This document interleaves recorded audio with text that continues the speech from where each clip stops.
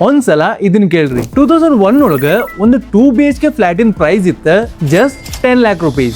ಆದ್ರೆ ಈಗ 2026 ಒಳಗ ಅದ ಸೇಮ್ ಫ್ಲಾಟ್ ಇನ್ ಪ್ರೈಸ್ ಐತಿ 60 lakh rupees. ಅದ ಬ್ಯಾಂಗ್ಳೂರ್ ಒಳಗ ಒಂದು ಇಂಜಿನಿಯರ್ ಫ್ರೆಶರ್ ದ ಸ್ಯಾಲರಿ ಇತ್ತ ಮಂತ್ಲಿ 17,000 rupees. ಆದ್ರೆ 2026 ಒಳಗ ಒಂದು ಇಂಜಿನಿಯರ್ ಫ್ರೆಶರ್ ದ ಸ್ಯಾಲರಿ ಐತಿ 29,000 rupees. ಎಲ್ಲಾದ್ರದ್ದು ಪ್ರೈಸು ಇನ್ಕ್ರೀಸ್ ಆಗಂತೈತಿ, ಅದ್ರ ಜೊತೆ ಅಪರ್ಚುನಿಟೀಸು ಕಡಿಮೆ ಆಗಂತೈತಿ, ಆದ್ರೆ ಸ್ಯಾಲರಿ ಮಾತ್ರ ಇನ್ಕ್ರೀಸ್ ಆಗಂತಿಲ್ಲ. ಗ್ಲೋಬಲ್ ಲೆವೆಲ್ ಒಳಗೆ ನೋಡಿದ್ರೆ ಆಲ್ಮೋಸ್ಟ್ 86% ಜೆನ್ಸೀಸ್ ದುಡ್ಡಿನ ಮ್ಯಾಟರ್ ಒಳಗೆ ಟೆನ್ಷನ್ ಒಳಗದಾರ. ಅದೇ ತರ ಇಂಡಿಯಾದಾಗ ಆಲ್ಮೋಸ್ಟ್ 29% ಜೆನ್ಸೀಸ್ ಫಿನಾನ್ಷಿಯಲಿ ಇನ್ಸೆಕ್ಯೂರ್ ಅನ್ನೋ ಫೀಲಿಂಗ್ ಒಳಗೆ ಬದುಕಂತಾರ. ಇದೇ ಸ್ಟ್ರೆಸ್ ನೋಡ್ರಿ ನಮ್ ಯೂತ್ಸ್ ಎಲ್ಲ ಎಕ್ಸ್ಟ್ರೀಮ್ ಡಿಸಿಷನ್ ತಗೊಳ್ಳೋ ಪರಿಸ್ಥಿತಿಗೆ ತರೋದು. ಈಗ ನಾ ಹೇಳೋ ಈ ನಂಬರ್ಸ್ ಕೇಳಿದ್ರೆ ಈ ಪರಿಸ್ಥಿತಿ ಎಷ್ಟು ಸೀರಿಯಸ್ ಆಗೈತೆ ಅನ್ನೋದು ನಿಮ್ಗೆ ಗೊತ್ತಾಗೈತಿ. ಆದ್ರ ಈ ವಿಡಿಯೋ ಜಸ್ಟ್ ನಂಬರ್ಸ್ ಬಗ್ಗೆ ಅಲ್ಲ, ಈ ವಿಡಿಯೋ ಎಲ್ಲ ಕಳ್ಕೊಂಡಾರನ್ನೋ ಫೀಲಿಂಗ್ ಒಳಗಿರೋ ನಮ್ ಜನರೇಷನ್ ಬಗ್ಗೆ, ಆಲ್ರೆಡಿ ಸೋತಿರೋ ಗೇಮ್ ನ ಪ್ಲೇ ಮಾಡೋ ಜನರೇಷನ್. ನಿಮ್ ಫ್ಯೂಚರ್ ಬಗ್ಗೆ ನಿಮ್ಗೆ ಡೌಟ್ ಬರಂದಿದ್ರ ಈ ವಿಡಿಯೋ ನಿಮಗೋಸ್ಕರನ. ಈ ವಿಡಿಯೋ ಸ್ಟಾರ್ಟ್ ಹೋಗಿಂದ ಮುಂಚೆನೆ ನಾನು ಅದ ಡಾರ್ಕ್ ಟ್ರೂತ್ ಹೇಳ್ತೇನೆ. ಅದೇನಂದ್ರ ನಮ್ ಜನರೇಷನ್ ಇರೋ ಕಷ್ಟ ಬೇರೆ ಯಾವ ಜನರೇಷನ್ಗೂ ಇರ್ಲಿಲ್ಲ. 1997 ಇಂದ 2012 ಒಳಗೆ ಹುಟ್ಟಿದವರಿಗೆ ಜೆನ್ಸೀಸ್ ಅಂತ ಕರಿತೇವಿ. ಆದ್ರ ಬಾಕಿ ಇರೋರ ಜವಾಬ್ದಾರಿ ಇಲ್ದವ್ರ ಮತ್ತು ಮೊಬೈಲ್ ಇಟ್ಕೊಂಡು ನಡೆಯೋ ಜನರೇಷನ್ ಅಂತೇಳಿ ಕರೀತಾರೆ. ಆದ್ರ ನಾ ಈಗ ಹೇಳೋ ಡೇಟಾ ಕೇಳಿದ್ರ ನಮ್ ಸಿಚುವೇಶನ್ ಎಷ್ಟು ಡಿಫಿಕಲ್ಟ್ ಐತೆ ಅನ್ನೋದು ನಿಮ್ಗೆ ಗೊತ್ತಾಗೈತಿ. 2001 ಒಳಗ 17,000 rupees ಸ್ಯಾಲರಿ ಇರೋ ವ್ಯಕ್ತಿ ಒಂದು 10 lakh rupees ಫ್ಲಾಟ್ ತಗೊಂಡಾಗ ಆ ಫ್ಲಾಟ್ ಅವನ ಇಯರ್ಲಿ ಸ್ಯಾಲರಿದ ಆಲ್ಮೋಸ್ಟ್ 5 ಪಟ್ಟು ಹೆಚ್ಚಿತ್ತ. ಅವನೇನಾದ್ರೂ 2 lakh rupees ಡೌನ್ ಪೇಮೆಂಟ್ ಮಾಡಿ 8 lakh rupees ಲೋನ್ ತಗೊಂಡಿದ್ರ ಆಲ್ಮೋಸ್ಟ್ 7,000 rupees EMI ಬರ್ತಿತ್ತ. ಅಂದ್ರ ಸ್ಯಾಲರಿ ಒಳಗ ಆಲ್ಮೋಸ್ಟ್ 40% EMI ಒಳಗ ಹೋಗ್ತಿತ್ತ. ಬಾಕಿ ಇರೋ 60% ಇಂದ ಅವನ್ ಲೈಫ್ ನ ಮ್ಯಾನೇಜ್ ಮಾಡಬಹುದಿತ್ತ. ಆದ್ರ ಇವಾಗಿನ ಟೈಮ್ ಒಳಗ ಒಂದು ಫ್ಲಾಟಿಗೆ ಕಡಿಮೆ ಅಂದ್ರೂ ಆಲ್ಮೋಸ್ಟ್ 60 lakh rupees ಆಕೈತಿ. ಆದ್ರೆ ಒಂದು ವ್ಯಕ್ತಿದ ಎವರೇಜ್ ಸ್ಯಾಲರಿ ನೋಡಿದ್ರೆ 29,000 rupees ಐತಿ.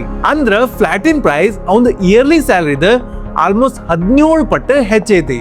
ಅಂದ್ರ ಒಂದು ಫ್ಲಾಟ್ ತಗೋಬೇಕಂದ್ರ ಈಗವ 12 lakh rupees ಡೌನ್ ಪೇಮೆಂಟ್ ಮಾಡ್ಬೇಕಾಗೈತಿ. ಈಗವ 12 lakh rupees ಡೌನ್ ಪೇಮೆಂಟ್ ಮಾಡಿ 48 lakh rupees ಲೋನ್ ಮಾಡಿದ ಅಂತಾನ ತಿಳ್ಕೊಳ್ಳೋಣ.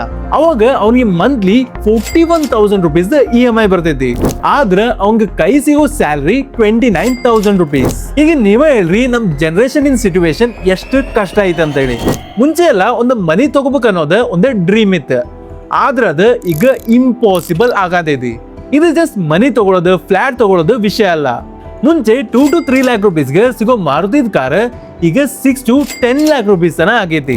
ದೊಡ್ಡ ಸಿಟಿ ಒಳಗಂತೂ ಆಲ್ಮೋಸ್ಟ್ ಸ್ಯಾಲರಿದ 30 to 40% ರೆಂಟ್ ಒಳಗ ಹೊಂಟೈತಿ. ಮುಂಚೆ ಒಂದು ಇಂಜಿನಿಯರಿಂಗ್ ಡಿಗ್ರಿಗೆ ಆಲ್ಮೋಸ್ಟ್ 3 to 4 lakh rupees ಹತ್ರ ಆಕಿತ್ತ. ಆದ್ರೆ ಇವತ್ತು ಆಲ್ಮೋಸ್ಟ್ 5 to 15 lakh rupees ಆಗೈತಿ ಜಸ್ಟ್ ಒಂದು ಇಂಜಿನಿಯರಿಂಗ್ ಡಿಗ್ರಿಗೆ. ಮನೆಯೊಳಗ ಚಿನ್ನ ಮಾರಿ ಲೋನ್ ತಗೊಂಡೆ ಮಕ್ಕಳಿಗೆ ಕಲಿಸ್ತಾರೆ. ಅಷ್ಟು ಖರ್ಚು ಮಾಡಿದ್ರು ಮಕ್ಕಳಿಗೆ ಜಾಬ್ ಸಿಗಂತಿಲ್ಲ. ಇಂಡಿಯಾದಾಗ ಇಂಜಿನಿಯರಿಂಗ್ ಗ್ರಾಜುಯೇಟ್ ಒಳಗ ಆಲ್ಮೋಸ್ಟ್ 83% ಜನ ಇನ್ನೂ ಅನ್ಎಂಪ್ಲಾಯ್ಡ್ ಅದಾರ. ಈ ತರ ಇರೋ ಸಿಚುವೇಶನ್ ಒಳಗ ನಮ್ ಜನ್ಸಿಗೆ ಇವ್ರು ಲೇಜಿ ಅಂತ ಕರೀತಾರಲ್ಲ, ಅದ ಎಷ್ಟು ಮಟ್ಟಿಗೆ ಲಾಜಿಕ್ ಐತಿ ನೀವ ಹೇಳ್ರಿ. ನಿಜ ಹೇಳ್ಬೇಕಂದ್ರ ನಮ್ ಜನರೇಷನ್ ವೀಕ್ ಅಲ್ಲ. ಮುಂಚೆ ಇದ್ದ ಗೇಮ್ ಇಂದ ರೂಲ್ಸ್ ಚೇಂಜ್ ಆಗೈತಿ. ಇದರಿಂದ ರೀಸನ್ ಏನಂತ ಗೊತ್ತಾ ನಿಮ್ಗೆ? ಈ ಜನರೇಷನ್ ಒಳಗ ಬಾಳ ಜನ ಫಾರಿನ್ ಗೆ ಮೈಗ್ರೇಟ್ ಆಗಂತಾರೆ. Almost 14 lakh Indian students foreign ಒಳಗ ಕಲೀಲಿಕ್ಕೆ ಹೋಗಂತಾರೆ. ಇಂಡಿಯಾದಾಗ ಅಪರ್ಚುನಿಟಿ ಇಲ್ಲದಕ್ಕ 30 to 50 lakhs ಲೋನ್ ಮಾಡಿಸಿ ಮಕ್ಕಳನ್ನ ಹೊರದೇಶಕ್ಕೆ ಕಳಿಸೋ ಪರಿಸ್ಥಿತಿ ಬಂದೈತಿ. ಅದಕ್ಕೆ ನಾ ಹೇಳಿದ್ದೆ the game is harder for this generation ಅಂತ. ಅಪರ್ಚುನಿಟೀಸು ಕಡಿಮೆ ಆಗೈತಿ, ಸ್ಯಾಲರಿನೂ ಅಷ್ಟೇ ಐತಿ, ಆದ್ರ ಬಾಕಿ ಇರೋ ವಸ್ತುಗಳ ಪ್ರೈಸ್ ಎಲ್ಲ ಇನ್ಕ್ರೀಸ್ ಆಗಂತೈತಿ. ಈ ಸಿಚುವೇಶನ್ ನಮ್ ಯೂಸ್ ಮೈಂಡ್ ಸೆಟ್ ಒಳಗ ಒಂದು ದೊಡ್ಡ ಇಂಪ್ಯಾಕ್ಟ್ ನ ಕ್ರಿಯೇಟ್ ಮಾಡೈತಿ. ಇದು ಬಾಳ ಜನರಿಗೆ ಇದ್ದಿದ್ ಹೋಪ್ ನ ಕಳ್ಕೊಂಡಾರ. ಅದೇ ತರ ಟ್ರೈ ಮಾಡೋದ ಬಿಟ್ಟಾರ. ಲೈಫ್ ಬಾಳ ಕಷ್ಟ ಐತಿ. ಫ್ಯೂಚರ್ ಅಂತೂ ನಮ್ ಕಂಟ್ರೋಲ್ ಒಳಗಿಲ್ಲ. ಎಷ್ಟು ಓದಿದ್ರು ಎಷ್ಟು ಕೆಲಸ ಮಾಡಿದ್ರು ಯೂಸ್ ಇಲ್ಲ. ಈ ತರ ನಮ್ ಯೂತ್ ಇನ್ ಮೈಂಡ್ ಸೆಟ್ ಆಗಂತೈತಿ. ಆದ್ರ ಇದ್ರದ ಎಫೆಕ್ಟ್ ಏನ್ ಗೊತ್ತಾ ನಿಮ್ಗೆ? ಫ್ಯೂಚರ್ ಅಂತೂ ಆಲ್ರೆಡಿ ಹಾಳಾಗೈತಿ. ಇರೋ ತನ ಪ್ರೆಸೆಂಟ್ ಲೈಫ್ ನ ಎಂಜಾಯ್ ಮಾಡೋಣ ಆ ತರದ ಮೈಂಡ್ ಸೆಟ್ ಬಂದೈತಿ. ಫೈನಾನ್ಸ್ ಒಳಗ ಇದಕ್ಕೆ ಒಂದ್ ಹೆಸರಿಂದ ಕರೀತಾರೆ, ಫಿನಾನ್ಷಿಯಲ್ ನಿಹಿಲಿಸಂ. ಅಂದ್ರೆ ಗೋಲ್ ಅಂತೂ ರೀಚ್ ಆಗಂತಿಲ್ಲ, ಮತ್ತೆ ಡಿಸಿಪ್ಲಿನ್ ಯಾಕ ಆ ತರ. ಮನಿ ತಗೊಳಕಂತೂ ಆಗಂತಿಲ್ಲ, ಮತ್ತೆ ಸೇವಿಂಗ್ ಯಾಕ. AI ಬಂದ ಜಾಬ್ ನ ತಗೋತೈತಿ, ಮತ್ತೆ ಓದೋದ್ ಯಾಕ. ಇನ್ಫ್ಲೇಷನ್ ಅಂತೂ ಬೀಟ್ ಮಾಡಕ್ ಆಗಂತಿಲ್ಲ, ಮತ್ತೆ ಇನ್ವೆಸ್ಟ್ಮೆಂಟ್ ಯಾಕೆ? ಇದೇ ತರ ನಮ್ ಜನರೇಷನ್ ಥಿಂಕ್ ಮಾಡಂತಾರ. ಈಗ ನೀವು ಇದೇ ತರ ಥಿಂಕ್ ಮಾಡೋರಾಗಿದ್ರೆ ಒಂದ್ಸತೆ ಕಮೆಂಟ್ ಮಾಡ್ರಿ.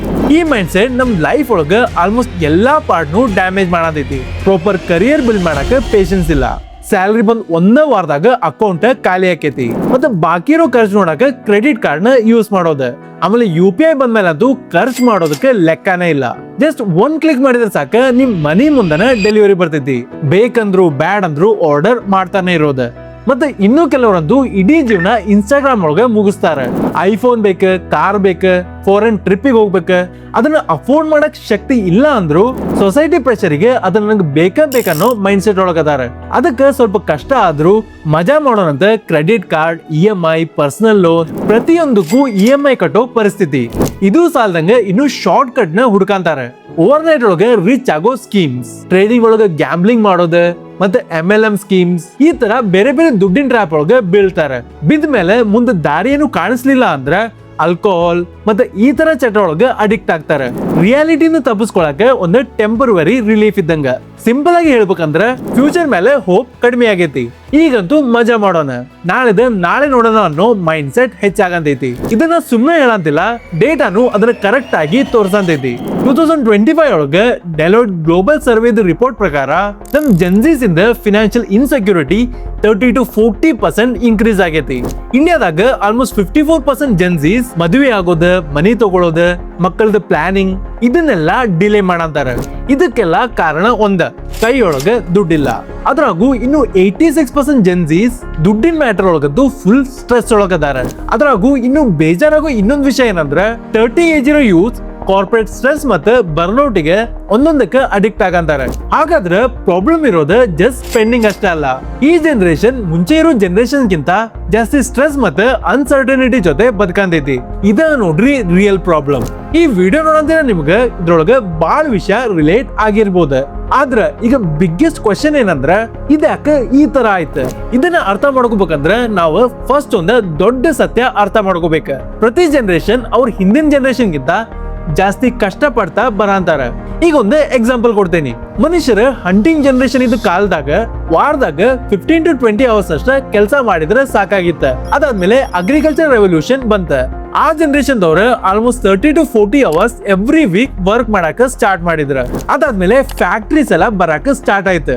ಅವ್ರು ಡೈಲಿ 12 ಅವರ್ ಶಿಫ್ಟ್ ಒಳಗ ವರ್ಕ್ ಮಾಡಾಕ ಸ್ಟಾರ್ಟ್ ಮಾಡಿದ್ರ. ಅಂದ್ರ ವೀಕ್ಲಿ 60 to 80 ಅವರ್ಸ್ ವರ್ಕ್. ಈಗಂತೂ ಆಫೀಸ್ ಜಾಬ್ ನಡೆಯಂತೈತಿ. ಅದ್ರಾಗೂ ಆಲ್ವೇಸ್ ಆನ್ಲೈನ್ ಅನ್ನೋ ಕಲ್ಚರು ಬಂದೈತಿ. WhatsApp, mail, calls, office timing ಮುಗಿದ್ರು ಕೆಲಸ ಮುಗಿಯಂಗಿಲ್ಲ. ಎಲ್ಲಾ ಹೊಸ ಟೆಕ್ನಾಲಜಿ ಬಂದಾಗ ನಮ್ ಲೈಫ್ ಇನ್ನು ಈಸಿ ಆಗೈತಂತ ಅನಿಸ್ತೈತಿ. ಆದ್ರ ನಿಜ ಏನಂದ್ರ ಎವ್ರಿ ಜನರೇಷನ್ ಗಿಂತ ಅದ್ರದ ಮುಂದಿನ ಜನರೇಷನ್ ಇನ್ನು ಜಾಸ್ತಿ ಕಷ್ಟ ಪಡ್ತಾರ. ನಾ ಕಷ್ಟ ಪಡೋದಂದ್ರ ಫೆಸಿಲಿಟಿ ಬಗ್ಗೆ ಮಾತಾಡಂತಿಲ್ಲ, ಅವರ್ಸ್ ಆಫ್ ವರ್ಕ್ ಬಗ್ಗೆ ಮಾತಾಡೋದು. ಈಗ ಯಾವ ತರ ಆಗೈತಂದ್ರ ಹಳೆ ಜನರೇಷನ್ ಗೋಲ್ ಇತ್ತ ಒಳ್ಳೆ ಮನೆ, ಒಳ್ಳೆ ಊಟ, ಒಳ್ಳೆ ಫ್ಯಾಮಿಲಿ ಇಷ್ಟಿದ್ರೆ ಅವ್ರ ಲೈಫ್ ಸೆಟ್ ಇತ್ತು. ಈ ಹಳೆ ಗೋಲ್ಸ್ ನ ಅಚೀವ್ ಮಾಡಕ ನಾವು 10 ಪಟ್ಟು ಕೆಲಸ ಮಾಡ್ಬೇಕೀಗ. ಇದಕ್ಕ ಬಯೋಲಜಿ ಒಳಗ ಒಂದು ಹೆಸರು ಐತಿ, ದ ರೆಡ್ ಕ್ವೀನ್ ಎಫೆಕ್ಟ್ ಅಂತ. ಆದ್ರ ನಮ್ ಜನರೇಷನ್ ಒಳಗ ನಾವು ಮುಂದ್ ಹೋಗಕಷ್ಟ ಅಲ್ಲ, ಇರೋ ಜಾಗನು ಸೆಕ್ಯೂರ್ ಮಾಡಕ ಬಹಳ ಎಫರ್ಟ್ಸ್ ಆಗ್ಬೇಕ.